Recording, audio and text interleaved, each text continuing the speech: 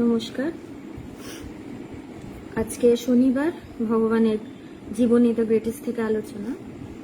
তো গতদিন ওই অবধি আলোচনা হয়েছিল যে ভগবান চাকরি সূত্রে তিনি আর হায়ার স্টাডিজ করতে পারলেন না পরিবারের কথা ভেবে, তো তিনি আসামে চলে গেলেন। তো আসামের জায়গাটা কিন্তু ভগবানের জন্য খুবই বিশেষ, কারণ ভগবানের আধ্যাত্মিক সবকিছুই ওখান থেকে শুরু। আধ্যাত্মিক ওখান থেকে শুরু বলতে বেদান্ত সোসাইটি শুরু হয় আসাম থেকে 1989-এ। ভগবানের যে রেল কোয়ার্টার ছিল মালিগাঁওতে 56B, সেই কোয়ার্টারের নাম। তো আমরা যখনই আসামে যাই তখনই আমরা এই কোয়ার্টারটা ঘুরে আসি দেখার জন্য। ভগবানের সেইখানেই সব আধ্যাত্মিক উপলব্ধি, সেখান থেকেই বেদান্ত সোসাইটি শুরু। আমাদের হেডকোয়ার্টারও আসামে, আমিনগাঁওতে। তো আসাম ভগবানের জন্য একটা খুব বিশেষ স্থান আর কি। এবং শুধু ভগবানের জন্য জায়গাটা এমনিও অনেক কারণে বিশেষ। তো সেটার জিওগ্রাফিক্যাল কোয়ালিটি তো আছে, সেটা নিয়ে চর্চা করার দরকার নেই। তো ওটার যদি একটু ইতিহাসের কথা বলি আসামের, তাহলে আমরা জানি যে আসাম একটা খুব প্রাচীন জায়গা। আমি প্রাচীন ভারতের ইতিহাস নিয়ে পড়েছি বলে জানি। তো এই জায়গার উল্লেখ কিন্তু মহাভারতেও রয়েছে। তো এই আসাম একসময়, অনেক আগের কথা বলছি, মহাভারত তো অনেক আগের সময়ের ব্যাপার। তো সেখানে নরকাসুরের রাজত্ব ছিল এবং নামটা শুনেই বোঝা যাচ্ছে খুব অত্যাচারী ছিলেন। তো তিনি সেই অনেক জায়গায় গিয়ে সেই জায়গার রাজাদেরকে বা সেই জায়গায় যে রুল করতো তাদেরকে হারিয়ে সেখান থেকে প্রচুর মহিলাদের তুলে এনেছিলেন। তো শ্রীকৃষ্ণ সেই নরকাসুরকে বধ করে সেই স্ত্রীদেরকে উদ্ধার করেন। এবং নরকাসুরের যেটা ক্যাপিটাল ছিল প্রাগজ্যোতিষপুর, এখন সবাই মনে করে এই প্রাগজ্যোতিষপুরই এখনের গুয়াহাটি, যেটা আসামের ক্যাপিটাল। এবং আরেকটাই আছে যে নরকাসুরের যে ছেলে ভগদত্ত, সেও কৌরবদের পক্ষে হয়ে লড়াই করেছিল মহাভারতের যুদ্ধে। এবং তিনি এতই বলশালী ছিলেন, তার অনেক বয়স হয়েছিল, কিন্তু তাকে মানে সহজে হারানো যায়নি যুদ্ধে। অনেক কৌশল করে, অনেক কিছু করে তাকে হারাতে হয়েছিল। এবং আরেকটা কারণেও শ্রীকৃষ্ণ আরেকবার এই জায়গায় এসেছিলেন, সেটা হচ্ছে তার নাতি অনিরুদ্ধকে উদ্ধার করতে। বানাসুরের যে পুত্রী ছিল উষা, অনিরুদ্ধ তার সাথে বিবাহ করতে চেয়েছিলেন, কিন্তু বানাসুর তাকে আটকে দিয়েছিল। তো শ্রীকৃষ্ণ আরেকবার গেছিলেন তার নাতিকে উদ্ধার করতে। তো এই জায়গাটার একটা ঐতিহাসিক একটা এও রয়েছে, হিস্টোরিক্যাল ইম্পর্টেন্স রয়েছে। এবং এইখানে আরেকটা বিশেষ, যেটার জন্য মানে জায়গাটার একটা ল্যান্ডমার্ক, যেটা মানে আসাম বলতে আমরা চট করে আমাদের যেটার কথা মনে পড়ে সেটা হচ্ছে কামাখ্যা মন্দির। তো এইটা তো আমরা জানি যে সেটা অন্যতম একটা শক্তিপীঠ কামাখ্যা। সেখানে মায়ের মানে যোনি পড়েছিল, তো সেটা সৃষ্টির সিম্বল। তো ওই জন্য ওইখানে প্রচুর মানে সাধক এই মানে আসামের মাটিতে এসে সাধনা করে। এখনো হয়তো অনেক মানে আসাম তো পাহাড় দিয়ে ঘেরা, প্রচুর গুহতে হয়তো এখনো অনেক সাধকরা সাধনা করছে। এবং সেখানে প্রচুর আধ্যাত্মিক আমরা মানুষদেরও দেখেছি, শঙ্করদেবের আমরা সবাই কথা জানি। তো জায়গাটা এমনি অনেক দাম আছে। তো ওইখানে যাবার পরে ভগবান তো গেছিলেন চাকরি সূত্রে, অত কিছু তখনও ভাবেননি। তিনি জানতেন না সেই সময়, অত কম বয়সে যখন তিনি আসাম গেলেন তখন তার 18 বছর বয়স। তো তখনও সে বুঝতে পারেনি যে আসাম এই জমি, এই মানে জায়গাটার সাথে তার কত গভীর একটা সম্পর্ক হবে। তো আসাম থেকেই আর কি সবকিছু শুরু। 56B যে রেল কোয়ার্টার ভগবানের, ওখানেই ভগবানের নির্বিকল্প সমাধি। সেই কোয়ার্টারেই তারপরে ভগবানের নির্বিকল্প সমাধির পরে প্রচুর মানুষ আসতে শুরু করে, তাদের ভগবানের কাছে এসে প্রচুর আধ্যাত্মিক উপলব্ধি হয়। এবং সেখানেই আমাদের হেডকোয়ার্টারও আমিনগাঁওতে। তো ওটা খুব স্পেশাল জায়গা। তো ওখানে গিয়ে ভগবান প্রথমে ওখানে যে সেতু নির্মাণ হচ্ছিল সেখানে সুপারভাইজারের কাজ পেয়েছিলেন, কিন্তু সেটা খুব টেম্পোরারি একটা প্রজেক্ট ছিল। তো তারপরে তার মামার কাছে তিনি উঠেছিলেন, সুবোধ রায় চৌধুরী। তো উনি ওনাকে বলেছিলেন যে অ্যাসিস্ট্যান্ট স্টেশন মাস্টারের একটা মানে ওখানে রিক্রুটমেন্ট চলছিল। তো ভগবান ওখানে পরীক্ষা দিয়ে খুব ভালোভাবেই তিনি উতরেছিলেন, কিন্তু যেহেতু ওনার চোখটা খারাপ ছিল, ওনার পাওয়ার ছিল -5, উনি সেখানে কাজ করতে পারেননি, ফিজিক্যাল টেস্টে উনি পাশ করতে পারেননি। এবং তারপরে ভগবানের যেহেতু টেলিগ্রাফি কোর্স করা ছিল জর্জ ইনস্টিটিউট থেকে, জর্জ টেলিগ্রাফ ইনস্টিটিউট থেকে করা ছিল, তো সেখানে তিনি মানে আরেকটা জায়গায় অ্যাপ্লাই করলেন। তারপরে তিনি সিগন্যালার্স ডিপার্টমেন্ট ক্লাস 3 স্টাফে তিনি চাকরিটা পেলেন।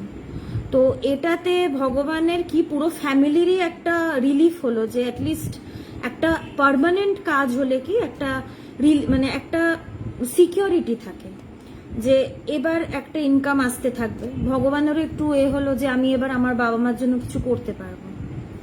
তো আজকের মেন টপিকটা এটা নয়, আজকে পোস্টারের ওপরে একটা খুব সুন্দর করে করা হয়েছিল যে আজকে আদর্শ নিয়ে কথা বলা হবে।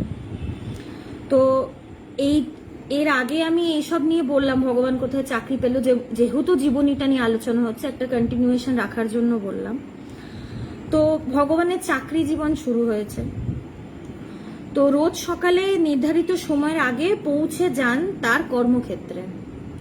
চাকরি ট্রেনিং এ তার প্রশ্নাতীত প্রতিভার প্রমাণ দেখিয়ে 3 মাস মেয়াদের কোর্স মাত্র 1 মাসে শেষ করেছেন ভগবান। কর্মজীবনে প্রবেশ করার পরেই দেখেছেন মানুষের আচরণে মিথ্যার প্রাবল্য, বিশেষ করে সরকারি চাকরিতে। এটা আমরা এখন যারা সরকারি কাজ করি আমরা সবাই জানি, যারা নাও করি তারাও জানি। এই জন্যই সবাই সরকারি চাকরি করতে চায়। যে সময়ের মধ্যে এসে কাজ শুরু করার কথা তার অনেক পরে আসছে সরকারি চাকরিজীবীরা।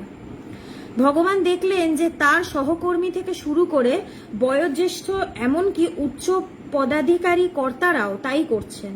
তিনি দেখলেন যে কেউই তাদের নিজেদের জায়গায় ঠিক নন। কর্মে গাফিলতি ক্ষণে ক্ষণে চোখে পড়তে শুরু করলো তার।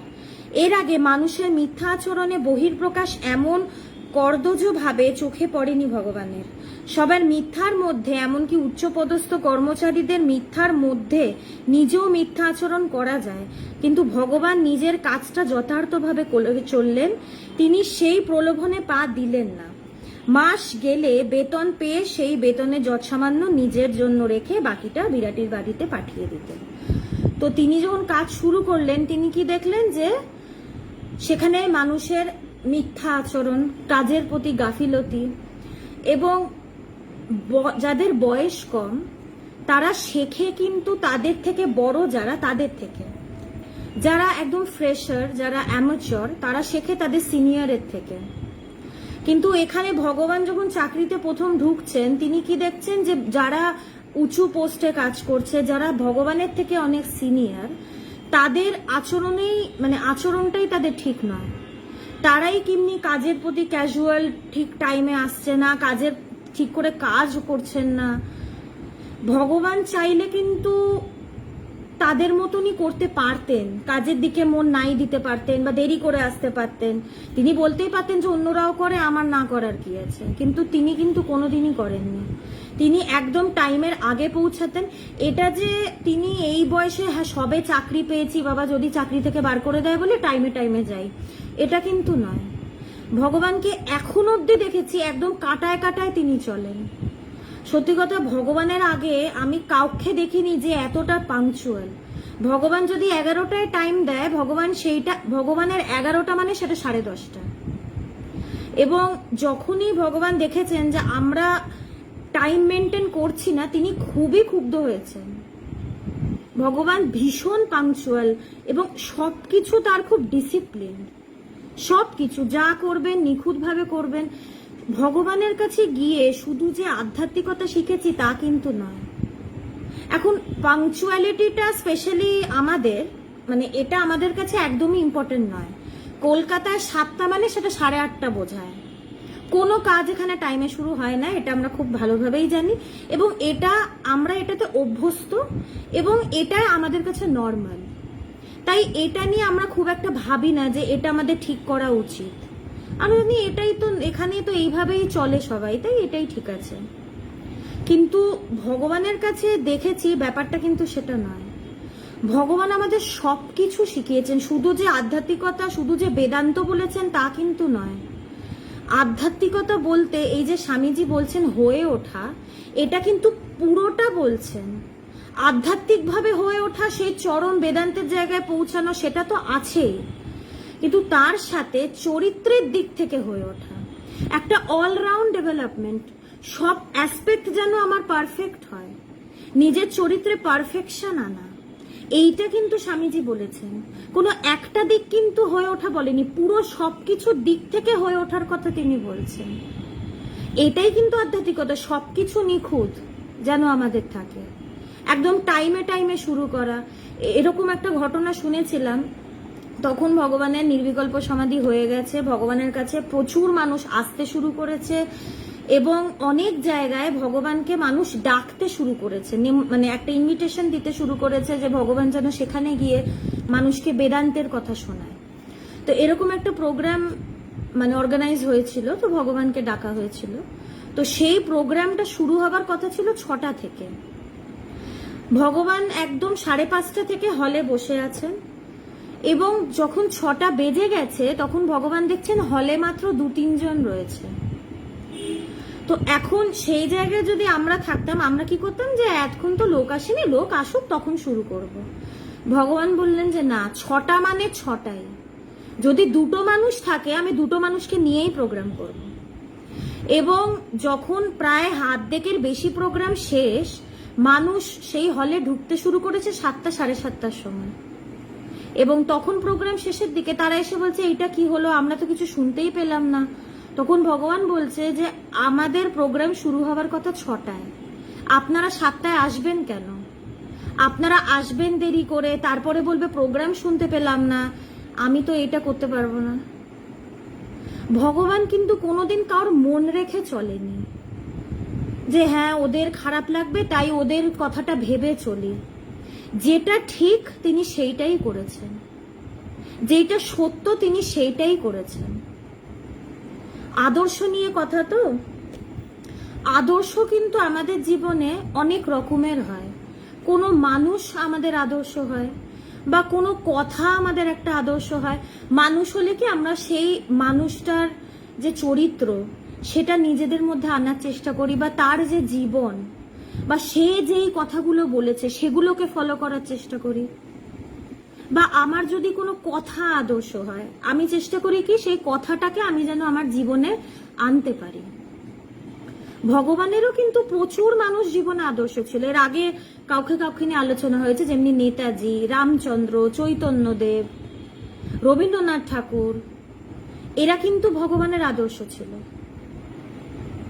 কিন্তু ভগবানের জীবনে সব থেকে বড় কিন্তু ছিল অন্য একটা জিনিস, যেটাকে তিনি প্রাণ দিয়ে ধরে রাখতেন এবং প্রাণ দিয়ে ভালোবাসতেন, সেটা হচ্ছে সত্য। তার কাছে এটা ভীষণ ইম্পর্টেন্ট ছিল এবং তিনি কোনোদিন সত্যের সাথে আপোষ করেনি, সেটা তার নিজের লোক হোক কি পরের লোক হোক, কোনো দিন তিনি কম্প্রোমাইজ করেননি। এবং এই সত্যকে রক্ষা করতে গিয়ে বহুবার হয়েছে যে তিনি একা হয়ে গেছেন, তিনি দেখছেন তার আশেপাশে কেউ নেই, কিন্তু তাও তিনি সত্যকে ছাড়েননি। এটার জন্যই, তার এই সত্যের প্রতি ভালোবাসার জন্যই কিন্তু তিনি আধ্যাত্মিক পথে গেছিলেন।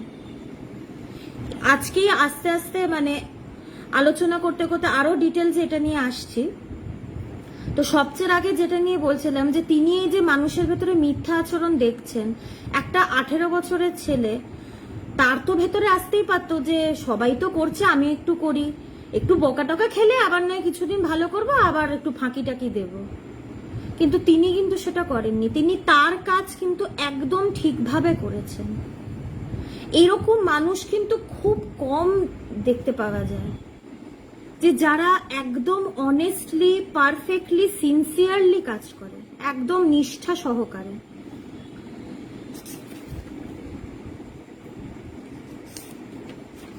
এবং এর মানে পরে যেটা নিয়ে আলোচনা হবে তখন তো আর একটা যেটা কথা, যে ভগবানের একটা কিন্তু অন্যরকম দিক মানে ছোটবেলা থেকে আমরা দেখতে পাই, যেটা অন্যান্য মহাপুরুষদের থেকে খুব আলাদা। অন্যান্য মহাপুরুষেরা ছোটবেলা থেকেই দেখি যে একটু উদাসীন, বা তাদের ভেতরে বৈরাগ্য এইরকম বেশিরভাগ দেখা যায়। কিন্তু ভগবানের কিন্তু ব্যাপারটা ছোটবেলা থেকে সেরকম ছিল না, তার কিন্তু সবকিছুতে একটা ঝাঁপিয়ে পড়ার টেন্ডেন্সি। এবং তিনি ছোটবেলা থেকে কিন্তু সবকিছুর প্রতি প্রচন্ড সজাগ, জগতের খুঁটিনাটি তিনি ভালো করে কিন্তু চিনেছিলেন বা বুঝেছিলেন।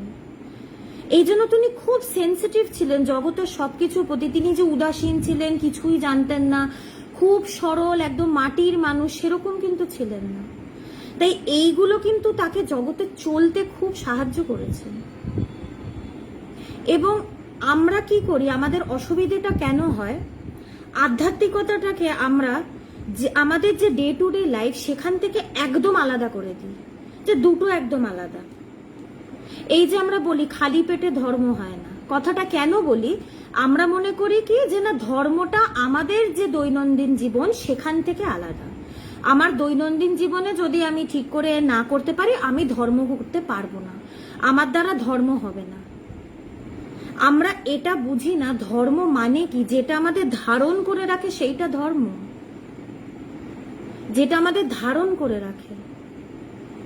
ধর্মই আমাদের জীবন, কিন্তু এটা আমাদের কিছু, এটা আমরা মনে করি আলাদা, কিন্তু এটা মোটেও আমাদের থেকে আলাদা নয়।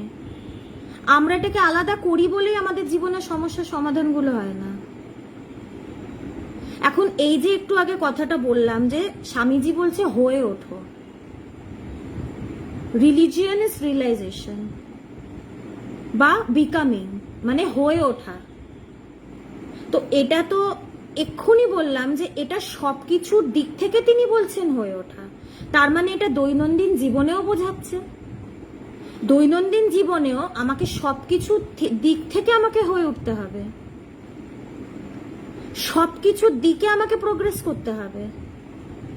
তো স্বামীজি যদি ধর্মের এই পরিভাষাটা দেয়, তাহলে এই কথাটা কি প্রযোজ্য হবে যে খালি পেটে ধর্ম হয় না? আমরা কিন্তু স্বামীজিকে মানি, স্বামীজিকে ভীষণ মানি, স্বামীজির ছবি টাঙিয়ে রাখি, মালা দিই, কিন্তু আমরাই বলি যে খালি পেটে ধর্ম হয় না।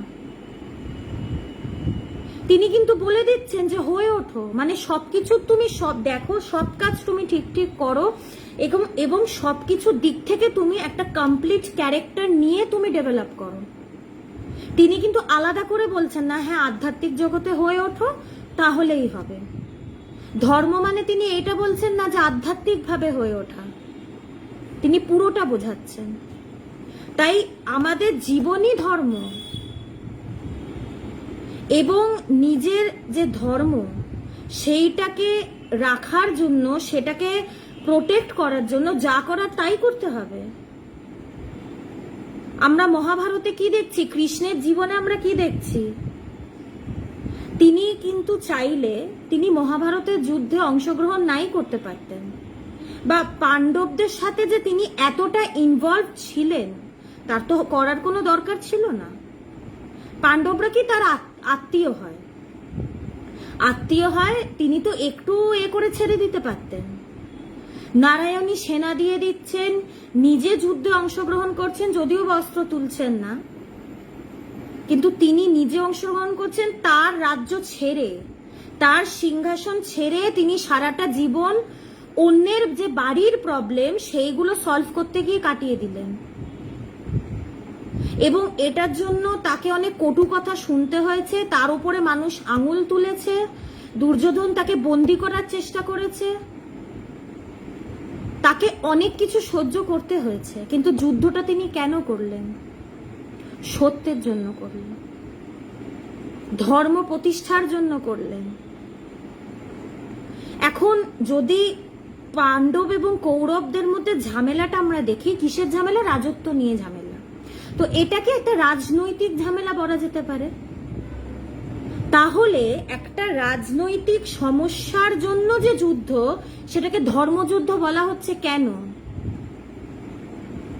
ধর্ম আমাদের লাইফের প্রত্যেকটা অ্যাসপেক্টের সাথে কানেক্টেড, এখান থেকেই তো বোঝা যাচ্ছে। এই জন্য সেটাকে ধর্মযুদ্ধ বলা হচ্ছে, সেটাকে কিন্তু রাজনৈতিক যুদ্ধ বলা হচ্ছে না, কোনো পলিটিক্যাল ওয়ার বলা হচ্ছে না। কিন্তু যে হ্যাঁ সিংহাসনের জন্য শুধু লড়াই করছে তা কিন্তু নয়, সেটা ধর্ম প্রতিষ্ঠার জন্য লড়াই। সেখানে কিন্তু সিংহাসনটা কৃষ্ণের কাছে আসল ছিল না, সত্যটা আসল ছিল। এবং সেই সত্য প্রতিষ্ঠা করার জন্য যা যা তাকে করতে হয়েছে তিনি সব করেছেন। মানুষ কিন্তু বলে যে হ্যাঁ তিনি নাকি কৃষ্ণ, তিনি নাকি ভগবান, তিনি কেন ভুলভাল পদ্ধতি করেছেন যুদ্ধের মধ্যে, তিনিও তো ছল করেছেন, বিভিন্ন কৌশল করেছেন, কিন্তু উদ্দেশ্যটা দেখতে হবে। নিজের স্বার্থের জন্য কিন্তু করেননি, তিনি কিন্তু এটার জন্য করেননি যে যুদ্ধটা যদি জিতি তাহলে লোকেরা আমার বাহবাহ করবে, আমার ধন্য ধন্য করবে, আমার প্রশংসা করবে।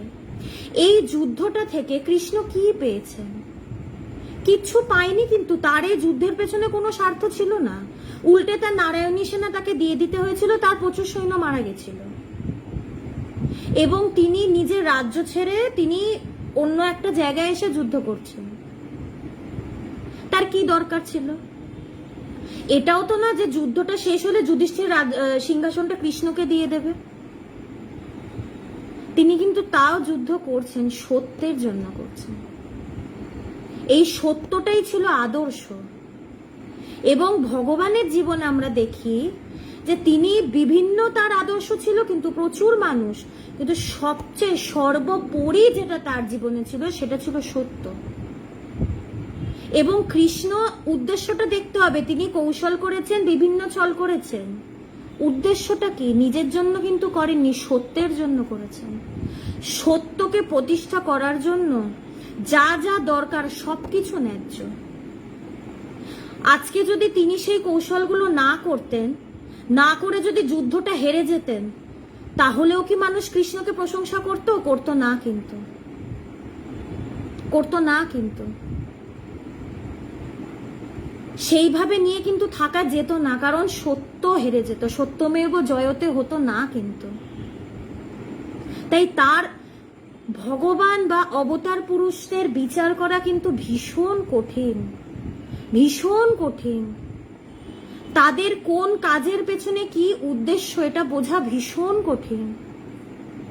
তারা যাই করেন, শুধু একটা জিনিস জেনে রাখতে হবে, তারা যাই করেন সবকিছু সত্যের জন্য করেন।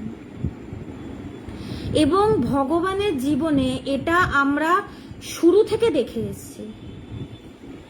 এবং তারপরেও, তার নির্বিকল্প সমাধি হওয়ার পরেও প্রচুর আমরা ঘটনা দেখেছি যেখানে ভগবান সত্যের জন্য একদম একা দাঁড়িয়েছেন, তার আশেপাশে কেউ নেই, তাকে সাপোর্ট করার বা তার পাশে দাঁড়ানোর কেউ নেই।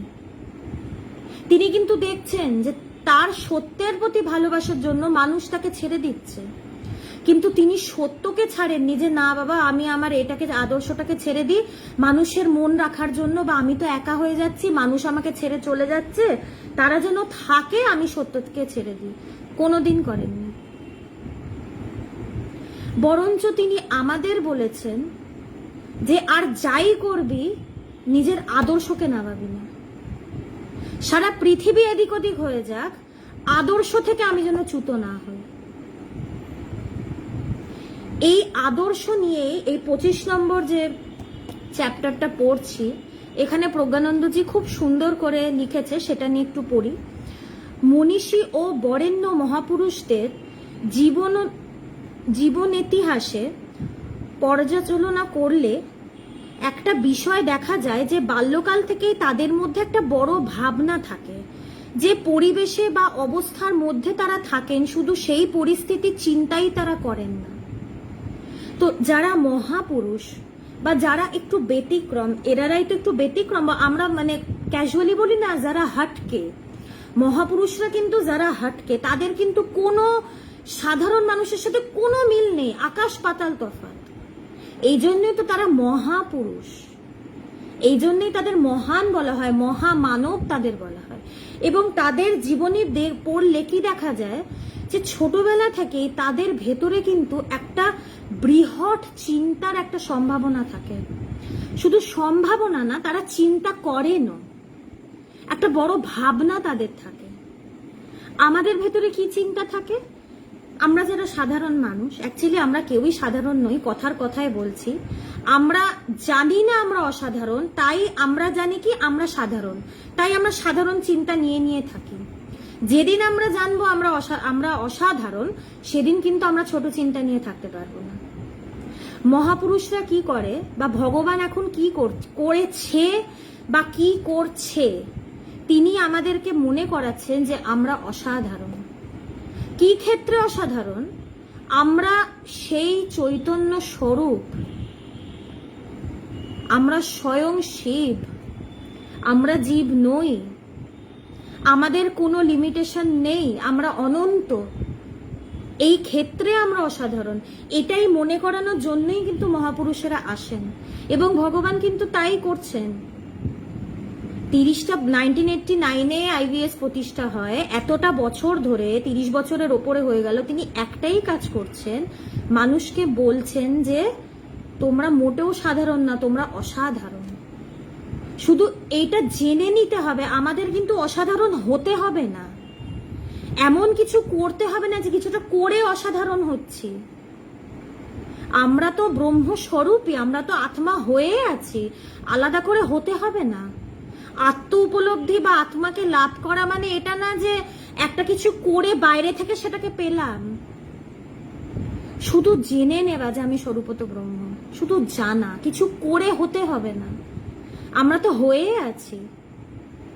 তাই তারা মহাপুরুষরা কি বলেন বা ভগবান কি বলছেন, যে তুমি অসাধারণ হয়ে আছো, শুধু এটা জেনে নাও। এবং যেদিন আমরা জানতে বুঝতে পারবো যে আমরা অসাধারণ, সেদিন আমরাও এই চেয়েও কিন্তু আমরা এই ছোট চিন্তা করতে পারবো না। ভগবান তার শিষ্যদেরকে বা ভক্তদেরকে তো চিঠি লিখতেন, অনেক আগে লিখতেন, এখন আর লেখেন না। তো এক চিঠিতে তিনি লিখেছিলেন যে মানুষের চিন্তা হচ্ছে কলকাতার ট্রামের মতন, ধুকে ধুকে ধুকে ধুকে চলে, আজকে আছে কবে উঠে যাবে তার কোনো ঠিক নেই। একটা জং ধরা মেশিনের মতন একটা ট্র্যাকে, আমাদের চিন্তা এক ট্র্যাকে চলে, এটার বাইরে আমরা ভাবতেই পারি না। আমরা ছোটবেলা থেকে যতটুকু দেখে বড় হই বা যেই পরিস্থিতিতে বড় হই, সেটার বাইরে আমরা কিচ্ছু ভাবতে পারি না। আমাদের এই চিন্তার যে ব্যাপারটা, এটা যেন সেই জং ধরা মেশিনের মতন মরচে পড়ে গেছে, কোন রকম চলছে। কিন্তু যারা মহাপুরুষ, তাদের বা যারা মনীষী, যাদের ভেতরে সবসময় একটা গভীর, যারা মননশীল, যাদের গভীর চিন্তা করার ক্যাপাসিটি আছে, এখন তাদের আছে আমাদের নেই তা কিন্তু না, সেটা বলা হচ্ছে না। তো এখানে বলছে তাদের, আমরা যদি চাই আমরাও নিজেদের ভেতরে চিন্তা ভাবনা যথেষ্ট গভীর করে নিতে পারি। সবকিছুই একটা প্র্যাকটিসের ব্যাপার, সবকিছু সম্ভব। কিন্তু মনীষীদের কথা কিন্তু এই কারণেই বলা হয়, এই কারণেই তাদের কথা বলা হয়, এটা মানুষকে করার জন্য যে তারা যে অবস্থায় আছেন সেই অবস্থায় পৌঁছানো যায়, সেই অবস্থায় পৌঁছানো সম্ভব, এই জন্যই তাদের কথা বলা। তো তাদের মধ্যে কি দেখা যায় যে তারা যে পরিস্থিতিতে বড় হয়েছে শুধু যে সেইটা নিয়ে ভাবছেন তা কিন্তু না, বা যতটুকু তাদেরকে শেখানো হয়েছে ছোটবেলা থেকে শুধু সেইটা নিয়ে ভাবছেন তা কিন্তু না। তাদের ভেতরে সবসময় একটা বড় চিন্তা, সবকিছুকে ছাপিয়ে গিয়ে একটা চিন্তা ভাবনা করা, একদম গভীরে গিয়ে চিন্তা ভাবনা করা। তাদের চিন্তার পরিধি তাদের তৎকালীন অবস্থাকে ছাপিয়ে সামগ্রিক বৃহৎ কোনো বস্তুকে বিষয় করে। তারা কিন্তু ছোট ছোট চিন্তা নিয়ে থাকতে পারে না, তাদের চিন্তার বিষয় হয় একটা বৃহৎ, মানে একটা ইনফাইনাইট, যেন ভীষণ একটা ম্যাগনিফাইং একটা তাদের সাবজেক্ট। তারা বিশালকে তারা বিষয় করে, বৃহৎকে তারা বিষয় করে।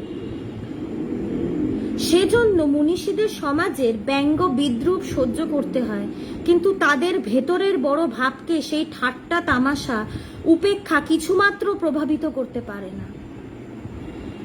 তাদের কি মহাপুরুষদের বা মনীষীদের, তাদের উল্টো দিকে যাত্রা। জগতের মানুষ কিন্তু ভেড়ার পালের মতন, একটা ভেড়া যেদিকে যায় বাকি ভেড়ারাও কিন্তু সেদিকেই যায়, মানুষও কিন্তু সেরকমই, একজন যেদিকে যাবে আমরা সবসময় তাদেরকে ফলো করব। কিন্তু মনীষীরা কিন্তু অন্য ব্যাপার, তারা উল্টো দিকে হাঁটা মারে এবং এটার জন্য মানুষ তাদেরকে ঠাট্টা করে। হ্যাঁ তারা পাগল, ঠাকুরকে যেমনি পাগল বামন বলা হতো, তারা পাগল, কিছু জানে না, কিছু বোঝে না, তারা ভুল, তারা ঠিক না, তাদের কথাগুলো ঠিক না, এগুলো কি ধরনের কথা, এগুলো তাদেরকে শুনতে হয়। কিন্তু তাদের ভেতরে যে সবকিছু ছাপিয়ে যাওয়ার এই ব্যাপারটা, এইসব ব্যঙ্গগুলো কিন্তু সেটাকে আটকাতে পারে না। ভগবানেরও ছোটবেলা থেকে এমনই অন্তরে এক বড় ভাব খেলা করত, যদিও পারিপার্শ্বিক পরিস্থিতির বিচারে মনে এমন ভাবের প্রকাশ আশ্চর্যজনকই বটে, কিন্তু সেটাই তো ভগবৎ সদৃশ্য পুরুষের লক্ষণ। আজকে ভগবানের যদি জীবন দেখি, এত কষ্টের লাইফ, এত স্ট্রাগলের লাইফ, তার চিন্তা কি থাকা উচিত যে টাকা পয়সা বা আমার ক্যারিয়ার, এইটাই তো তার চিন্তা থাকা উচিত। তার বাড়ির যা পরিস্থিতি, আমাদের বাড়ির পরিস্থিতি ভালো থাকুক খারাপ থাকুক, এটাই আমাদের থাকে। আমরা কি চিন্তা করি ছোটবেলা থেকে, যখন ছোট একটা মেয়ে হিসেবে খেলনাবাটি খেলবো, পড়াশুনো করব, একটু বড় হব, যদি আমার পার্সোনালি ইচ্ছে থাকে চাকরি করব, না হলে বিয়ে করব, সন্তান হবে, বাড়িতে নয় হাউসওয়াইফ হব, নয় কাজ করব, সন্তান পালন করব, বৃদ্ধ হব, মরে যাব। এটা হচ্ছে আমাদের লাইফ, বা এটাই আমাদের চিন্তা, এর বাইরে আমরা কিছু ভাবতে পারি না। আর ভগবানের কিন্তু এইরকমই চিন্তা হবার কথা ছিল। তার যা লাইফ, আমাদের তো টাকা পয়সা থাকা সত্ত্বেও আমরা এইভাবেই বড় হই, তার আরো হওয়া উচিত ছিল, কিন্তু দেখা যাচ্ছে কি যে না, তার ভেতরে কিন্তু একটা বড় হওয়ার চাহিদা, তার ভেতরে বড় চিন্তা, এই জং ধরা চিন্তা কিন্তু নেই, কিছু একটা বড় করার ভাবনা তার ভেতরে আছে। ছোটবেলা থেকে কোনো এক মনীষী, মহামানব বা সমাজের মঙ্গলকারী মতবাদ বা তত্ত্ব ভগবানের আদর্শ স্থানীয় হয়ে এসেছিল। তার ভেতরে যে একটা বৃহতের ব্যাপার আছে, এটা কি নিয়ে বোঝা যায়? এই যে তার মনীষীদের প্রতি একটা টান, তাদের যে যারা মহামানব, মহাপুরুষ, তাদেরকে আদর্শ করা, এই যে ব্যাপারটা তার ভেতরে, এটা থেকেই কিন্তু বোঝা যায়। তিনি তো না হলে বলতেই পারতেন যে বাবা আমার যা জীবনে কষ্ট, অত আদর্শ ফাদর্শ মানতে পারছি না, কিভাবে টাকা রোজগার করতে হবে বাবা সেটাই দেখি। তার তো এটাই বলার কথা, বা আমরা এটাই বলে থাকি। আমরা বলি যে আমরা আদর্শ মানি, আমাদের এই আদর্শ, উনি আমাদের আদর্শ, কিন্তু যখনই আমাদের স্বার্থে একটু আঘাত লাগে, তখন আদর্শ কিন্তু আদর্শের জায়গা থেকে যায়। আমরা ভাবি যে না বাবা, অত সবসময় আদর্শ করলে তো হয় না, তাহলে জীবন কি করে চলবে, আমরা এইটা বলে থাকি। আদর্শটা কিন্তু আমাদের কাছে পরিস্থিতি হিসেবে হয়।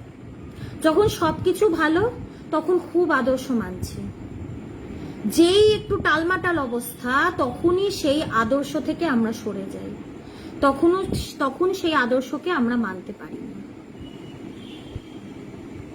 ঠাকুরকে ভীষণ মানি, ঠাকুরের আমি ভীষণ ভক্ত, দিন রাত আমি রামকৃষ্ণের জপ করি।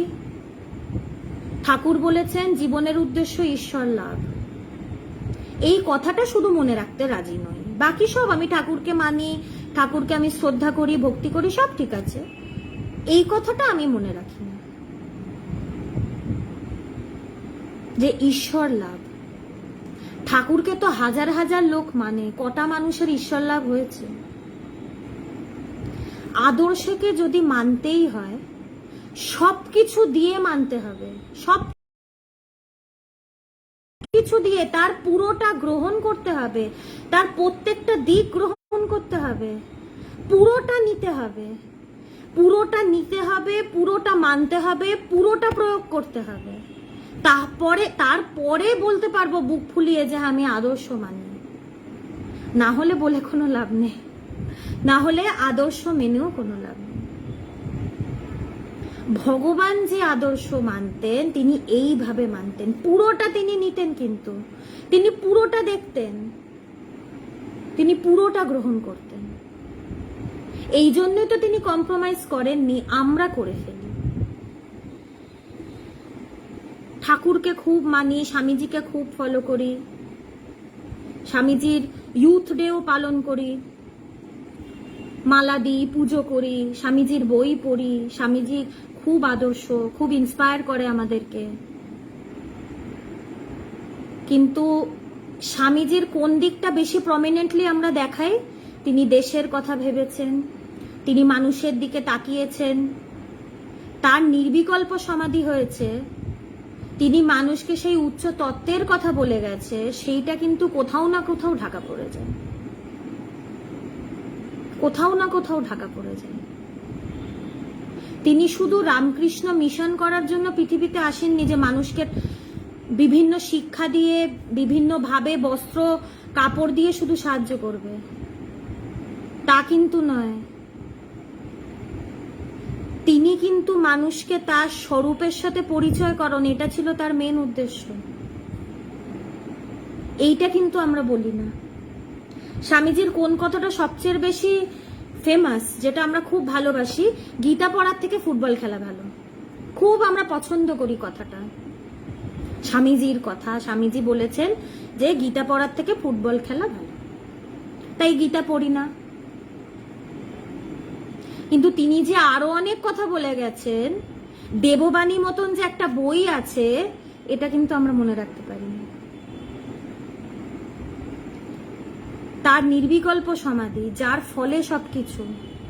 তিনি যে দেশের কথা ভাবতে পেরেছেন, তিনি যে তার হৃদয় এত মানুষকে জায়গা দিতে পেরেছেন, সেটার কারণ কিন্তু তার নির্বিকল্প সমাধি।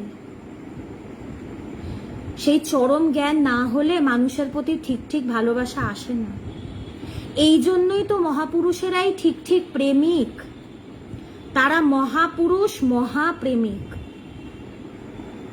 কারণ তারা এক দর্শন করেছে, তারা সেই একে পৌঁছেছে। তাদের কাছে সবাই এক, তাদের কাছে কোনো ভেদ নেই, তারা চেয়েও কোনো ভেদ দর্শন করতে পারে না। এই জন্য তারা পুরো পৃথিবীকে তাদের হৃদয়ে স্থান দিতে পারে। স্বামীজি সারা বিশ্বের কথা ভাবতে পেরেছিলেন তার এই জ্ঞানের জন্য, যার ফলে তার ভেতরে এই ভালোবাসা এসেছিল। তাই দেখতে হলে পুরোটা দেখতে হয়।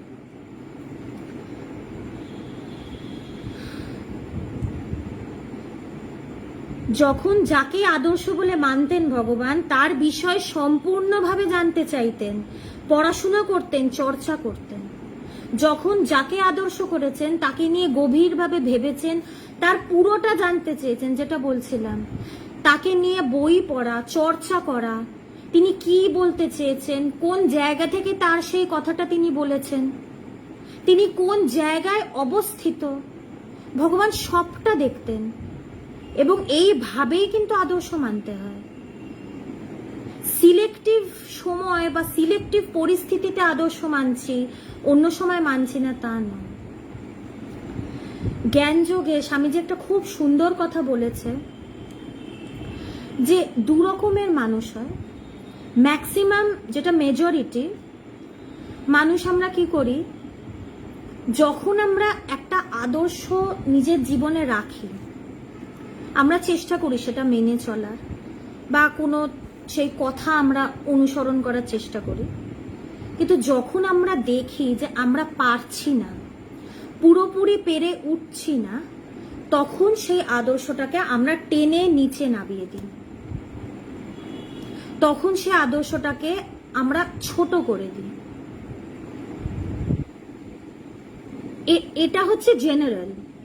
খুব কম মানুষ থাকে যারা যখন দেখে যে আদর্শটা অনেক ওপরে, তারা খুব কম মানুষ, কিন্তু তারা কি করে, তারা নিজেদেরকে তৈরি করার চেষ্টা করে সেই আদর্শ অবধি পৌঁছানোর জন্য। তারা কিন্তু সেই আদর্শটাকে টেনে নিচে নামায় না, তারা নিজেদেরকে তোলার চেষ্টা করে। ভগবান কিন্তু তাই করেছেন। তিনি কিন্তু এইটাই বলছে, কম্প্রোমাইজ না করা।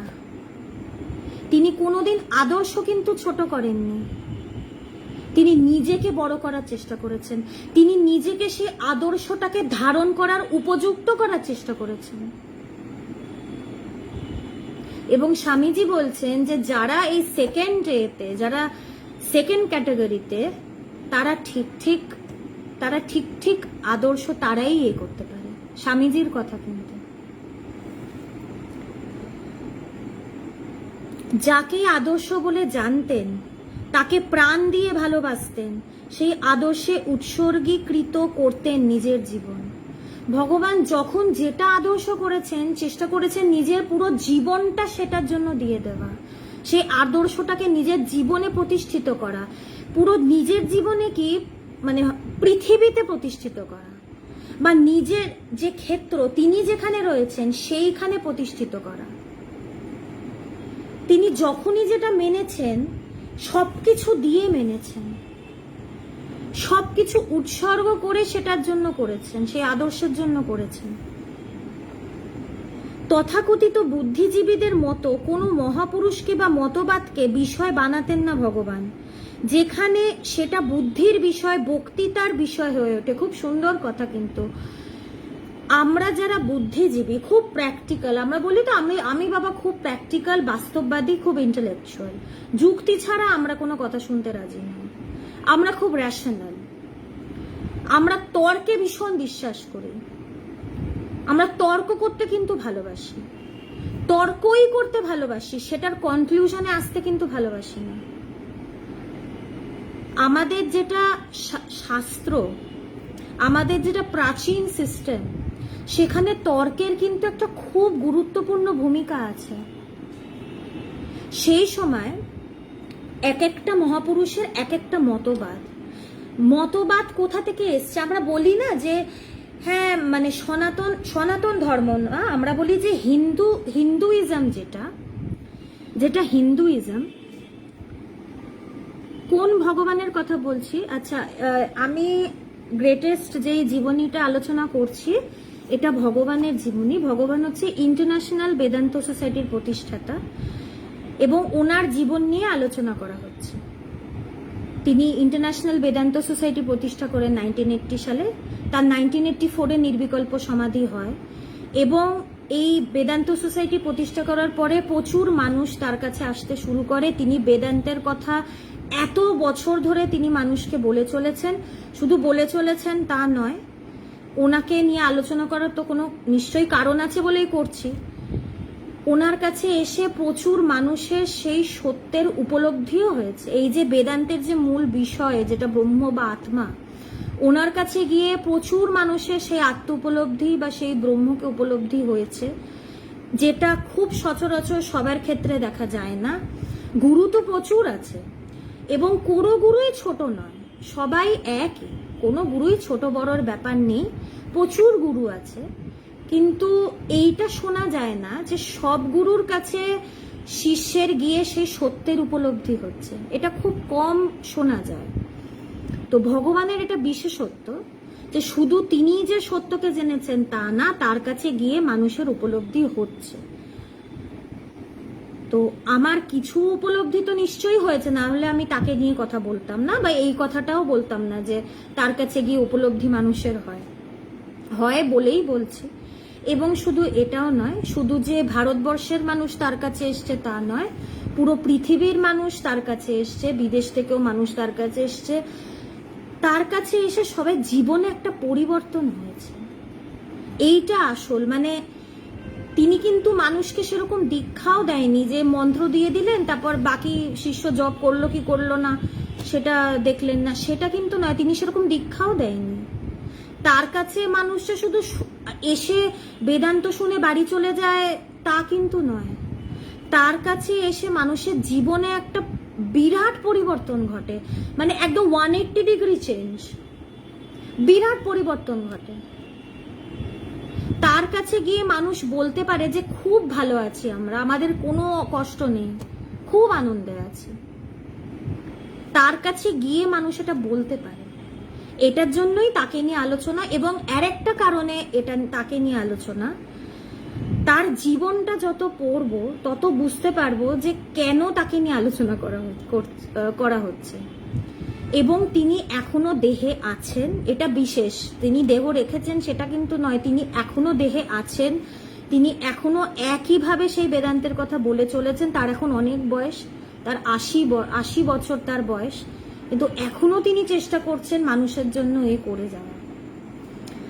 এবং এই জন্যই তিনি কিভাবে এই জায়গায় এলেন, কেন তাকে ভগবান বলা হচ্ছে, তিনি কেন এই জায়গায় কিভাবে এলেন, এই জন্য তার জীবনী নিয়ে আলোচনা।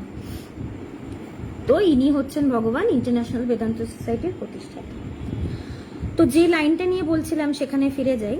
তো আমরা যারা বুদ্ধিজীবী, যারা খুব ইন্টেলেকচুয়াল, আমরা খুব তর্ক করতে পছন্দ করি, আমাদের আগের যে সিস্টেম ছিল একদম সেই সময়, সেখানেও কিন্তু তর্ক খুব ইম্পর্টেন্ট ছিল।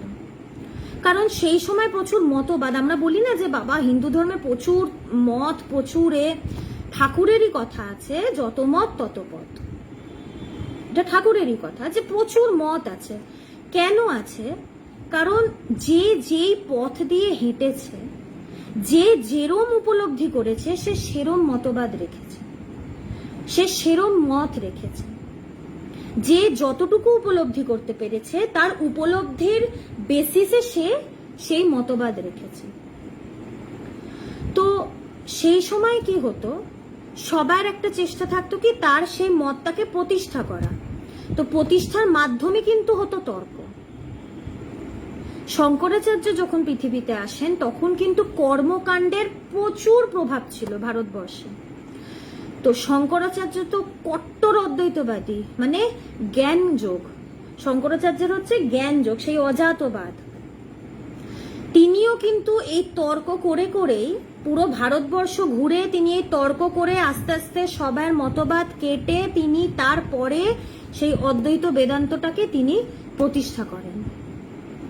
সেখানেও কিন্তু তর্কের ব্যাপার ছিল, কিন্তু তাদের তর্ক এবং আমাদের তর্কের মধ্যে কিন্তু তফাৎ আছে।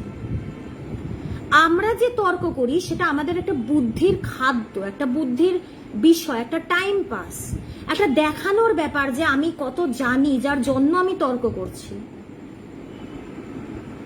আমাদের কাছে তর্কের কিন্তু কোনো কনক্লুশন ইম্পর্টেন্ট নয়। তাদের কাছে সেই সময় তর্কটা করতো কেন, একটা কনক্লুশনের জন্য, যে তর্কটা যে করছি কিসের জন্য করছি, সেই চরম একটা কনক্লুশনে আসার জন্য। তারা তর্কটা করতো সত্যের জন্য। কিরকম? তারা যে তর্ক মানে কি, দুটো মতবাদে তর্ক, তাই তো? তর্ক হচ্ছে মানে দুটো মতবাদে তর্ক হচ্ছে। সবচেয়ে খুব ফেমাস যেটা তর্ক সেটা হচ্ছে শঙ্করাচার্য এবং মন্ডন মিশ্রের তর্ক।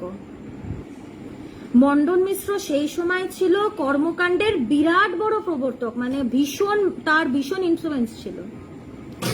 এবং তার সাথে শঙ্করাচার্যের তর্ক হচ্ছে, এবং সেই তর্কের উদ্দেশ্যটা হচ্ছে কি, যে কার মতবাদ উচ্চ, বা উচ্চ বলতে কার মতবাদ শ্রেষ্ঠ, বলতে কার মতবাদে সত্যের বেশি, চরম এটা কোন মতবাদে, এইটা কিন্তু তর্কের উদ্দেশ্য। তর্কের উদ্দেশ্য টাইম পাস বা নিজেকে ভীষণ ইন্টেলেকচুয়াল দেখানোটা কিন্তু উদ্দেশ্য নয়, যেটা আমাদের হয়ে থাকে। তো এই যে তাদের শঙ্করাচার্য এবং মন্ডন মিশ্রের তর্ক 1 সপ্তাহ ধরে টানা চলেছিল। এবং সেই সময় সিস্টেম কি ছিল, আমি যদি একজনের কাছে তর্কে হেরে যাই, তাহলে যে আমাকে হারিয়েছে তাকে আমাকে গুরু হিসাবে স্বীকার করতে হবে, আমাকে তার শিষ্য হতে হবে, সেই মতবাদটাকে আমাকে আমার নতুন আদর্শ করতে হবে, এবং সেই মতবাদের যে বিষয় সেটাকে আমাকে উপলব্ধি করতে হবে। এইটা কিন্তু সেই সময় সিস্টেম ছিল, কি সুন্দর। আর তারা কিন্তু সেটা করতেন। মন্ডন মিশ্র যখন হেরে গেছিল তিনি কিন্তু শঙ্করাচার্যকে গুরু হিসাবে স্বীকার করেছিলেন, এবং তিনি এই যে অদ্বৈত বেদান্ত, অজাতবাদ, এটাকে সর্বোচ্চ বলে তিনি মেনেছিলেন। তিনি কিন্তু এটা বলেননি না আমার কর্মকাণ্ডই আসল, যতই আমি তর্কে হেরে যাই, সত্যটা আসল। তিনি যুক্তি দিয়ে দেখেছিলেন কি, যে না, তিনি যেটাকে ফলো করেন সেটাতে কোনো কোনো জায়গায় একটু রয়েছে। অ্যাকচুয়ালি আরেকটা দিকও আছে, মন্ডন মিশ্রের আর শঙ্করাচার্য যেভাবে জাজমেন্টটা হয়েছিল তর্কে, যে তর্কে কে জিতলো, এটা একটু অন্যভাবে হয়েছিল। এইটাও ভাবে হয়নি যে তর্কে পুরো যুক্তির এতে হারিয়ে দিয়েছিলেন, সেটাও নয়, সেটা বললে ভুল হবে। এটা নয় যে শঙ্করাচার্য এমন যুক্তি দিয়েছে যে একদম মন্ডন মিশ্র একদম হতবাক হয়ে বসে পড়েছেন, তিনি কিছু বলতেই পারেননি। তাদের দুজনের যে তর্ক একদম অ্যাট পার, কিন্তু একদম ইকুয়াল, মানে কেউ কাউকে কাটতে পারছে না বা কেউ কাউকে হারাতে পারছে না। এবং সেই যে তর্ক, এখন তর্কের তো একটা জাজ থাকতে লাগে। আমাদের যেমনি স্কুলে ডিবেট কম্পিটিশন হয়, ডিবেট কম্পিটিশনে কি একটা জাজ তো থাকে যে কার তর্ক কতটা ভালো, এটা জাজ করার জন্য। নাহলে তো আমি বলতে পারি না আমার তর্ক ভালো, আমি জিতে গেছি। তাই একজন নিউট্রাল জাজকে দরকার লাগে। তো এবার শঙ্করাচার্য আর মন্ডন মিশ্রের তর্ক জাজমেন্ট করার ক্ষমতা তো সবার নেই, কিন্তু সেখানে জাজ হয়েছিল মন্ডন মিশ্রের স্ত্রী উভয় ভারতী। আশ্চর্যের ব্যাপার, কিন্তু মন্ডন মিশ্রের স্ত্রী একজন মহিলা, সে জাজ করছে শঙ্করাচার্য, যাকে শিবের অবতার বলা হয়, মানে তার কোনো তুলনাই নেই শঙ্করাচার্যের, মানে তার প্রণাম করে তার নাম মুখে নিতে হয়। এবং মন্ডন মিশ্র তার স্বামী। আমরা কি বলে থাকি যে স্ত্রী তার কোনো অধিকার নেই বেদপাত করার, এই করার, সেই করার, মেয়ে মহিলা, স্বামীকে সে কি করে জাজ করতে পারে? কিন্তু না, তিনি কিন্তু সেইখানে তর্কের জাজ হয়েছেন। এবং আরেকটা খুব সুন্দর ব্যাপার, মন্ডন মিশ্র কিন্তু এইটা বলেননি যে তুমি আমার স্ত্রী, তুমি আমার থেকে নিচু, তুমি খালি সারা জীবন আমার পদসেবা করবে। তিনি কিন্তু সেই জায়গাটা তাকে দিয়েছিল, কারণ তিনি জানতেন যে তার স্ত্রী কতটা কোয়ালিফাইড। এবং শঙ্করাচার্য কিন্তু কোনোদিন কোনো মেয়েদেরকে তার শিষ্য করেননি, কিন্তু তিনি উভয় ভারতী কিন্তু বলেননি যে তোমার কোনো যোগ্যতা নেই আমাদের তর্ক করার। তিনি কিন্তু শ্রদ্ধা দিয়ে মেনে নিয়েছিলেন। এবং উভয় ভারতী, এখন এটাও তো শঙ্করাচার্য বলতে পারতো তুমি তো ওর স্ত্রী, তুমি তো তোমার স্বামীকেই ফেভার করবে, তুমি তো তোমার স্বামীকেই জিতিয়ে দেবে। তিনি কিন্তু বলেননি, কারণ তিনি জানতেন যে উভয় ভারতী কতটা নিউট্রাল মানে কি, তার সত্যের প্রতি ভালোবাসা। উভয় ভারতী সত্যের ওপরে দাঁড়িয়ে, তিনি কোনোদিন পার্শিয়ালিটি করতে পারেন না। এবং তিনি জাজমেন্টে কিভাবে দিলেন, এক সপ্তাহ পরে যখন দেখছে যে কেউই হারছে না, সবাই একদম গলায় গলায় মানে লড়াই, তখন তিনি কি করেছিলেন, তিনি শঙ্করাচার্য এবং মন্ডন মিশ্রের গলায় মালা পরিয়ে দিয়েছিলেন। এক সপ্তাহ বাদে তিনি দেখছেন কি কার মালা কতটা শুকিয়েছেন।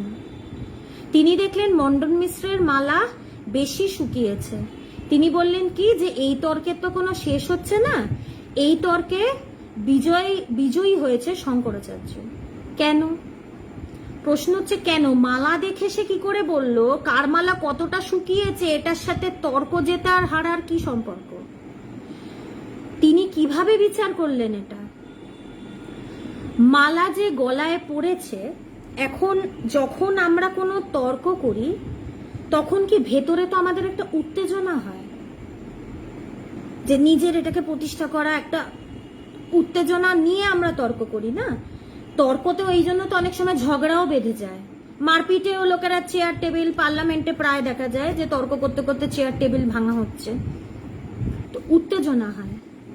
মন্ডন মিশ্রের মালা বেশি শুকিয়েছে মানে কি, তার মালাটা যখন গলায় ছিল, মালাটা বেশি শুকিয়েছে মানে কি তার শরীর বেশি উত্তেজিত হয়েছে, শরীর থেকে বেশি হিট বেরিয়েছে, যেটার জন্য মালাটা তার বেশি শুকিয়েছে। আর শঙ্করাচার্যের মালা ততটা শোকায়নি, কারণ তিনি শান্ত হয়ে তর্ক করেছেন, তিনি স্থির হয়ে তর্ক করেছেন। উভয় ভারতী এই স্থিরত্বের দিক থেকে বিচার করে বললেন যে না, শঙ্করাচার্য বেশি প্রতিষ্ঠিত, সেই জায়গায় বেশি প্রতিষ্ঠিত হয়ে স্থির হয়ে তিনি তর্ক করেছেন বলে তিনি জিতেছেন। তাই এখানে দেখতে হবে যে উভয় ভারতীরও কতটা জ্ঞান, এই জন্যই তিনি কোয়ালিফাইড ছিলেন সেই তর্কের বিচারক হওয়ার। এবং সেই সময় তর্কের উদ্দেশ্য কিন্তু এটা ছিল কি সুন্দর সিস্টেম। এবং মন্ডন মিশ্র কিন্তু মেনে নিলেন, তিনি কিন্তু বললেন না আমার বউ হয়ে তুমি এত বড় এ কি করে করলে, তুমি বিশ্বাসঘাতকতা করেছো। তিনি কিন্তু হাত জোর করে মেনে নিলেন। তিনি শঙ্করাচার্যকে বললেন যে হ্যাঁ আমি মানছি, আপনি বিজয়ী। এইটা কিন্তু তর্কের উদ্দেশ্য। কিন্তু আমাদের কাছে তর্ক মানে কিন্তু একটা টাইম পাস বা নিজের জ্ঞান প্রকাশ করার একটা ব্যাপার। ভগবান কিন্তু এইসব যাদেরকে তিনি আদর্শ হিসেবে মানতেন তাদেরকে নিয়ে কোনো তর্কে যেতেন না, তিনি এটা পছন্দ করতেন না।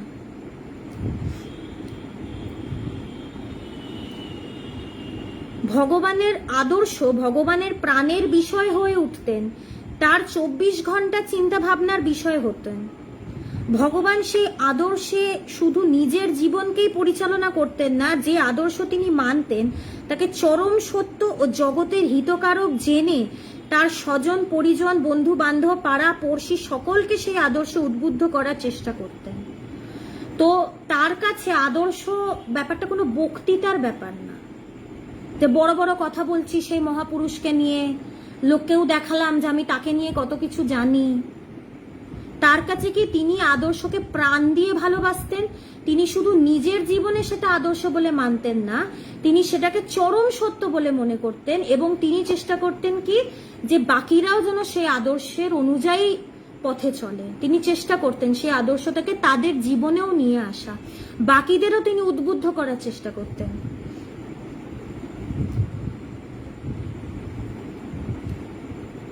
তাই একদিকে যেমন চলতো তার বেঁচে থাকার জীবন যুদ্ধ, সমান্তরাল ভাবে চলতো তার আদর্শকে জগতে প্রতিষ্ঠা করার চিরন্তর সংগ্রাম। শুধু যে তিনি জীবন যুদ্ধ করেছেন তা কিন্তু নয়, তিনি সেই আদর্শকে জগতে প্রতিষ্ঠা করার জন্যও কিন্তু তিনি যুদ্ধ করেছেন। এই জন্য যেখানে মিথ্যা দেখেছেন সেখানে তিনি কিন্তু প্রতিবাদ জানিয়েছেন। তিনি মানুষকে তার চোখের সামনে মিথ্যা করতে দেয়নি, তিনি মানুষকে ছোট চিন্তা করতে দেয়নি, তিনি মানুষকে ভুল পথে চলতে দেয়নি, তিনি মানুষকে মিথ্যা আচরণ করতে দেয়নি। আমরা কি করি, আমরা দেখি মানুষ মিথ্যে কথা বলছে, মানুষ ভুল কাজ করছে, আমরা চোখ ঘুরিয়ে চলে যাই। আমরা বলি আমাদের আর কি এলো গেল, আমাদের সাথে এটা কি রিলেশন, আমাদের তাতে কি, আমরা এটা বলি না আমাদের তাতে কি, ও করছে করুক, ওর যা ইচ্ছে করুক, ওর জীবনও দেখবে। তিনি কিন্তু সেইটা করেননি। এইটা আমরা কেন করি, কেন আমরা অন্যকে সত্যের পথে নিয়ে আসতে পারি না? কারণ আমরা নিজেই তো সত্যের পথে চলি না। নিজে সত্যের পথে চললে তো অন্যকে সত্যের পথে আনবো। নিজেরাই তো আমাদের টালমাটাল অবস্থা, আমরা অন্যকে কি পথ দেখাবো? কিন্তু ভগবান যেহেতু নিজে সত্যে প্রতিষ্ঠিত থাকতেন, যেহেতু তিনি নিজে সেই আদর্শে প্রতিষ্ঠিত থাকতেন, তাই তিনি মানুষকেও সেই আদর্শকে ফলো করার জন্য উদ্বুদ্ধ করতে পারতেন। এই জন্য তার পক্ষে এটা সম্ভব হতো এবং এখনো হয়। এবং তিনি যে শুধু জীবন যুদ্ধটাকে নিজের জীবনে সবকিছু করেছেন তা কিন্তু নয়, টাকা পয়সা সেটা কিন্তু করেননি। আমাদের কি শুধু জীবন যুদ্ধটাই একমাত্র আমরা জানি। একটা আদর্শকে সুন্দরভাবে আদর্শ নিয়ে বাঁচা, সেটাকে নিজের জীবনে প্রতিষ্ঠা করা, মানুষকে উদ্বুদ্ধ করা, মানুষকে একটা সুন্দর পথ দেখানো, একটা সুন্দর পথে নিয়ে যাওয়া, এইসব আমাদের সাবজেক্ট নয়। আমাদের এত সময় নেই, আমরা চাইও না, কিন্তু ভগবান কিন্তু সেটা করেননি। এই জন্যই তো প্রজ্ঞানন্দজি এখানে ব্যাখ্যাটা করছেন যে যারা মনীষী, যারা মহাপুরুষ, তাদের কিন্তু একটা একঘেয়েমি ব্যাপার না, তাদের একটা বড় কিছু করার ব্যাপার। ভগবানেরও কি যে সারা পৃথিবীতে একটা আদর্শকে প্রতিষ্ঠা করে মানুষের ভালোর জন্য এ করা, এই ব্যাপারটা ভগবানের ভেতরে ছিল। এবং আসামে যাওয়ার পর ভগবানের একটা যে পরিবর্তন এলো, সেটা শুনলে খুব আমাদের আশ্চর্য হবে। ভগবানের ওপরে হরিদাস বন্দ্যোপাধ্যায়ের কথা আগেও উল্লেখ হয়েছে, তিনি ভগবানের আত্মীয় ছিলেন এবং ভগবান তাকে খুব ভালোবাসতো এবং তিনিও ভগবানকে খুব ভালোবাসতেন। ওনার কথা কেন বলা হচ্ছে, তিনি ফরওয়ার্ড ব্লকের নেতা ছিলেন হরিদাস বন্দ্যোপাধ্যায়, এবং এই রাজনৈতিক যে ব্যাপারটা, তিনি ভগবানের ওপরে এই বিষয়ে একটা খুব প্রভাব ফেলেছিলেন। কারণ তিনি খুব পেট্রিয়টিক ছিলেন, দেশের প্রতি তার ভীষণ ভালোবাসা, তিনি দেশের জন্য করবেন, দেশের মানুষের জন্য জীবন দেবেন, এই ব্যাপারটা খুব ছিল। এবং ভগবানের সাথে তার এই ওয়েভলেন্থটা কেন ম্যাচ করতো, ভগবানও তো মানুষকে ভীষণ ভালোবাসতেন, ভগবান দেশের জন্য কিছু করতে চাইতেন সবসময়, তাই তার আদর্শটা ভগবানকে খুব অ্যাট্রাক্ট করতো। তো সেই সময় কি ছিল, সেই সময় ভগবান নেতাজিকে খুব আদর্শ করেছিলেনই এই হরিদাস বন্দ্যোপাধ্যায়ের জন্য, এবং ভগবানের বাবাও নেতাজিকে ভীষণ ভালোবাসতেন। তো এই প্রভাব তো ভগবানের ছিল, এবং নেতাজি ভগবানের জীবনের প্রথম আদর্শ মানব। ভগবানের জীবনে দ্বিতীয় আদর্শ হিসেবে এরপর আবির্ভূত হলেন বিশ্বকবি রবীন্দ্রনাথ ঠাকুর। একাধারে কবি, লেখক, সুরকার, সঙ্গীত ও নাট্য রচনাকর, চিত্রশিল্পী, এক দেহে বহুমাত্রিক গুণের প্রকাশ এশিয়া মহাদেশে প্রথম নোবেল জয়ী রবীন্দ্রনাথ ঠাকুরের মধ্যে।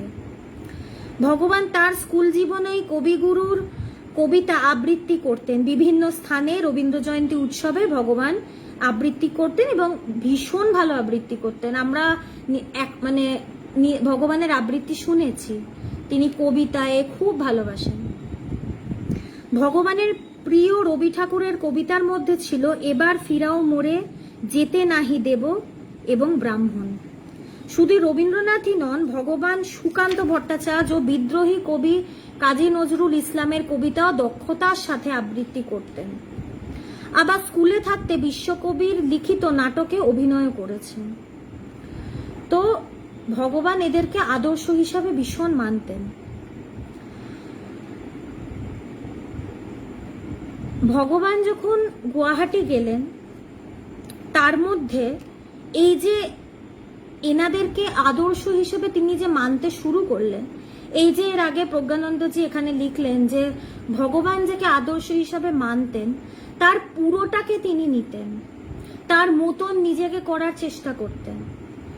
তো এই যে রবীন্দ্রনাথ, কাজী নজরুল ইসলাম, সুকান্ত, এদেরকে যে ভগবান আদর্শ হিসেবে মানতেন, আসাম যাবার পরে ভগবান তার যে স্পেয়ার টাইম, লেজার টাইম, সেখানে যে আড্ডাবাজি করে সময় কাটাতেন তা নয়, ভগবান কবিতা লিখতেন, ভগবান গল্প লিখতেন এবং ভীষণ সুন্দর লিখতেন। আমরা ভগবানের কবিতা পড়েছি, ভীষণ সুন্দর লিখতেন। শুধু এমনি লেখার জন্য লিখতেন বা তার কবিতা লিখতে ভালো লাগতো শুধু সেটার জন্য লিখতেন তা কিন্তু নয়। তার কবিতাতে সবসময় একটা সোশ্যাল মেসেজ থাকতো, সবসময় একটা সোশ্যাল মেসেজ থাকতো, মানুষের প্রতি ভালোবাসার একটা মেসেজ, মানুষের প্রতি করার যে একটা ব্যাপার আছে সেইটা নিয়ে, সাধারণ মানুষকে নিয়ে ভগবান লিখতেন, যাদের কথা কেউ ভাবে না, যাদেরকে আমরা বলি সর্বহারা, যাদের কিচ্ছু নেই, যাদের পাশে দাঁড়ানোর লোক নেই, তাদের প্রতি মানুষের নজর ফেরানোর কবিতা তিনি লিখতেন। এবং তিনি জায়গায় জায়গায় গিয়ে সেই কবিতা ছাপানোর চেষ্টাও করেছিলেন, কিন্তু সেটা হয়নি কেন? এত সত্য কথা তো মানুষ সহ্য করতে পারে না। না, ভগবান একদম সত্য, যথার্থ যা সেটা একদম সত্যভাবেই লিখতেন, খুব কড়াভাবে লিখতেন। সত্য অ্যাকচুয়ালি মানুষের কাছে খুব কড়া, এবং এই জন্যই ভগবানের কবিতাগুলো চট করে কেউ ছাপাতে রাজি হতো না। ভগবান মিথ্যার প্রতিবাদে, সত্যকে নিয়ে, এইগুলো নিয়ে যেহেতু মিথ্যার প্রতিবাদে লিখতেন, এই জন্যই তার কবিতাগুলো কোনোদিনই বেশি দাম পায়নি। তো তার ওইখানে গিয়ে এই চেঞ্জগুলো কিন্তু তার ভেতরে এসেছিল। এবং একটা জিনিস বলছিলাম যে তার ভেতরে এই সময় একটা চেঞ্জ আসে, সেটা কি? সেটা হচ্ছে যে একটু বলে নি, সেই সময় কমিউনিজমের কিন্তু একটা ওয়েভ ভারতবর্ষে ঢুকেছিল, এবং ভগবান যেহেতু সবসময় মানুষের প্রতি তার একটা টান, আজকে যদি ভগবানের মানুষের প্রতি ভালোবাসা না থাকতো, নির্বিকল্প সমাধির পরে তিনি বেদান্ত সোসাইটি করতেন না। তিনি যে বেদান্ত সোসাইটি করেছেন মানুষের প্রতি ভালোবাসার জন্যই কিন্তু করেছেন। পবিত্রানন্দজির শেষ উপদেশ ভগবানের কাছে ছিল তোমার জীবন পরার্থে। তিনি তো এখন গুরুর কথা নাই মানতে পারতেন, গুরু শেষ সজ্জায় কথাটা বলে তিনি দেহ রেখেছেন। এখন গুরু তো আর নেই, আমি কথা মানছি কি না মানছি কে দেখতে আসছে। তিনি যে শুধু গুরুর কথা মানার জন্য মেনেছেন তা না, যে গুরু বলে গেছেন গুরুকে আমি প্রাণ দিয়ে ভালোবাসি বলে কথাটা পালন করব তা নয়, তিনি নিজেও মানুষকে খুব ভালোবাসতেন বলে তিনি বেদান্ত সোসাইটি প্রতিষ্ঠা করলেন, যার মাধ্যম হলো যে সেই বেদান্তের যে চরম ব্যাপার, চরম সিদ্ধান্ত, সেটা যেন মানুষের মাঝখানে পৌঁছায়। তো তিনি যেহেতু মানুষকে ভালোবাসতেন, ভগবানের ভেতরে তিনি একটা সুযোগ খুঁজছিলেন মানুষের জন্য কিছু করার, দেশের মানুষের জন্য কিছু করার, দেশের মানুষের জন্য চিন্তা করার।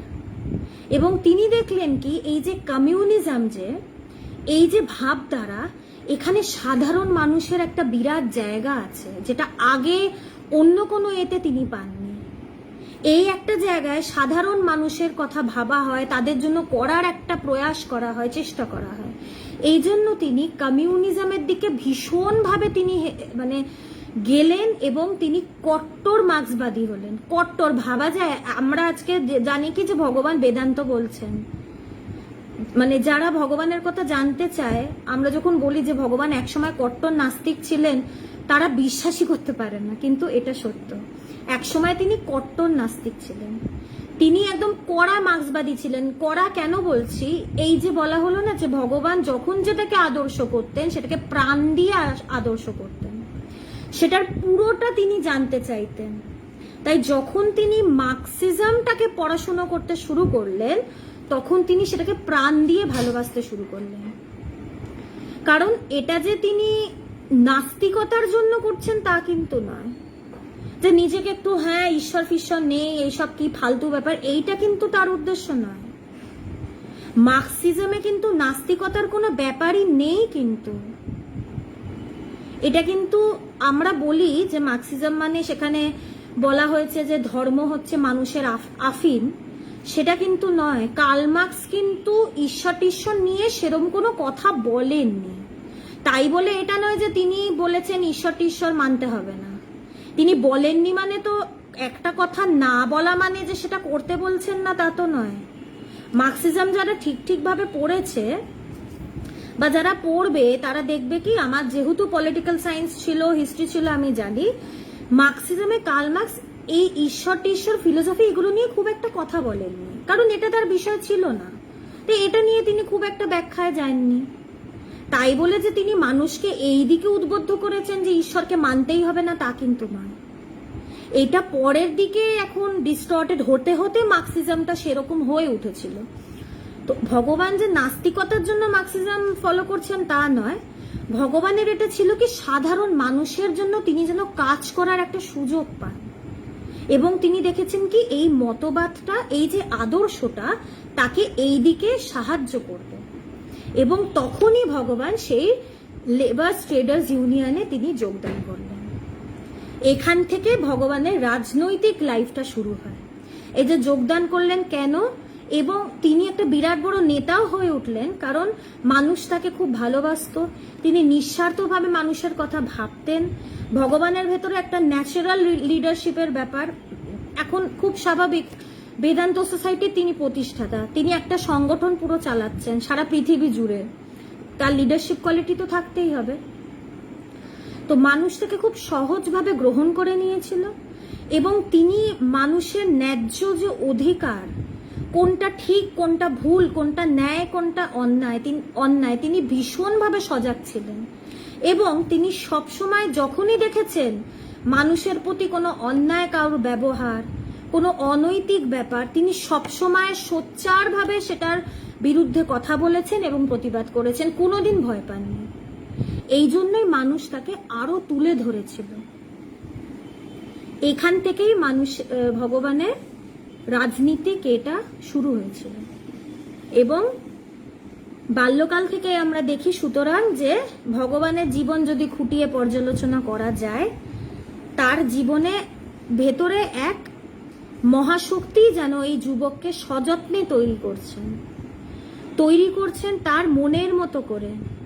তাকে জীবনের বিভিন্ন অভিজ্ঞতার মধ্যে দিয়ে নিয়ে যাচ্ছেন, বহু বহু স্থান, নানা ধর্ম, জাতি, মানসিকতা, নানা বয়সের মানুষ, অনেক সংস্কার, অসংখ্য সামাজিক রীতিনীতি, গুণাবলীর মধ্যে তাকে নিয়ে গিয়ে একে একে তার মধ্যে উন্মোচিত করছেন জীবনের এক একটি দিক। ঠিক যেমন একটি সহস্রদল পদ্ম ধীরে ধীরে প্রস্ফুটিত হয়, মেলে ধরে তার পাপড়ি এক একটি করে। পরিশেষে যখন পূর্ণ বিকশিত হয়ে জগতে প্রকাশিত হয়, তখন মানুষ প্রকৃতির সমস্ত রূপকে ছেড়ে সেই সহস্রদল পদ্মটিকেই আস্বাদন করে, কারণ তার পূর্ণ প্রকাশেই সে বুঝিয়ে দেয় যে প্রকৃতির অসংখ্য দৃষ্টিনন্দন বস্তুর মধ্যে সেই শ্রেষ্ঠতম। প্রজ্ঞানন্দজির অপূর্ব লেখা।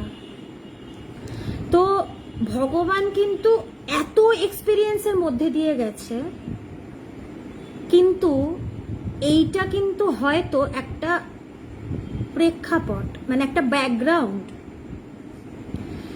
এই যে তাকে এত কিছুর মধ্যে দিয়ে যেতে হয়েছে, কোন এক মহাশক্তি যেন তাকে এত এক্সপিরিয়েন্স, এত পথ, রাজনৈতিক পথ, সামাজিক কর্মস্থল আলাদা আলাদা, এত মানুষের সাথে তার পরিচয়, বিভিন্ন ধর্ম, তাদের বিভিন্ন সংস্কার, বিভিন্ন আচরণ, কোন এক মহাশক্তি যেন এত কিছুর মধ্যে দিয়ে তাকে নিয়ে গেছে।